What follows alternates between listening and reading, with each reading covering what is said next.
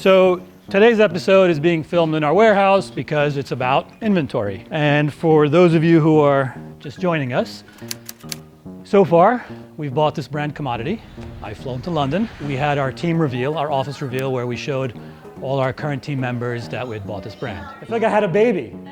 We had a boy. So today we're going to talk about inventory and what I had to go through to secure whatever was remaining of the inventory of commodity before or right after I closed on the brand. My main focus when I was buying the brand was two things. One was making sure that I had the intellectual property, right? The trademarks and the design and so on. And the second most important thing was the inventory. You have two types of inventory. You have raw materials and you have finished goods. So raw materials are all the components that go into making a product, right? The cap, the bottle. Here, I'll show you. So the cap, the bottle, the pump, all of these individual components that come together to make a product.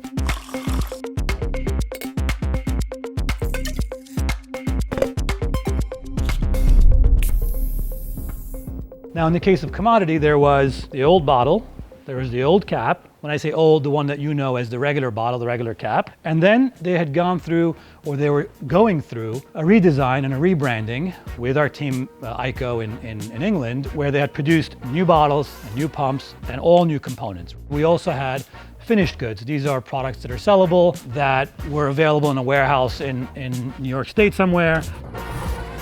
And there was a whole assortment of products that were available that we were trying to get as well.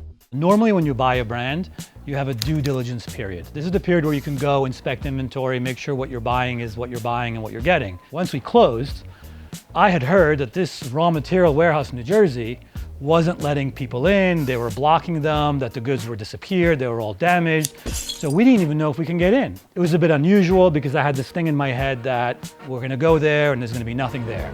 Remember, for me to buy something and pay for it, I have to have something to sell so I can make money. So I'm buying all these things sight unseen and hoping that it's there after we close. So as soon as we closed, the first thing we did was go to the warehouse that had the raw material components. We went there not knowing what to expect. They gave us an appointment. We went not knowing if we'd actually get in, not knowing if we got there, the goods would be there.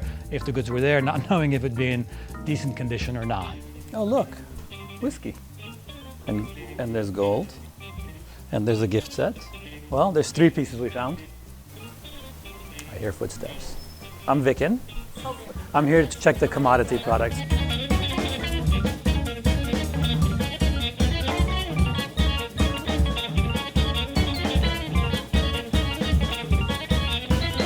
How do I look with this hat? Is it good? Does it go with my skin complexion? We got there, lights went on, all the stuff was there. We inspected all the goods, everything seemed to be there.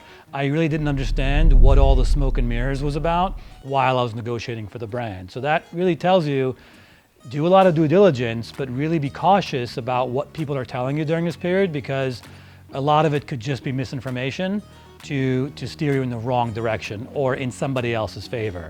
We managed to get all our inventory from the raw materials in New Jersey. The guys in France were very nice. They managed to give us all the inventory there. We went and picked up our own raw materials, or finished goods rather, from New York State, and we brought everything here. And now we're in the process of going through everything, deciding what we're going to use. And that's a real battle in itself, because we have this money in samples and products and components. Some of them are useless, some of them are useful, and we have to really decide what to do next. Certain inventory has different values to different people.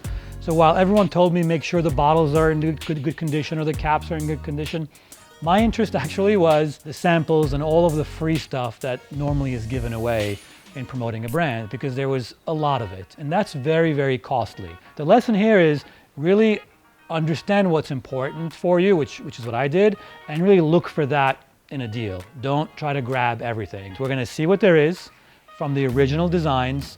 We're going to make sure everyone's happy, and we're going to redesign over the next 5 or 6 months and come out sometime in June with whatever the new reveal is of the commodity 2.0, basically.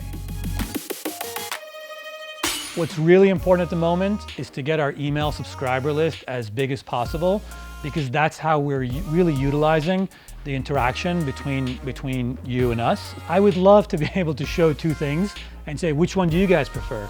Or to send samples to everyone of two fragrances that we're looking to develop, two new fragrances, and say, what do you guys want? Really, whoever's interested to be part of the journey and to be part of the decision-making process, sign up to the newsletter, please.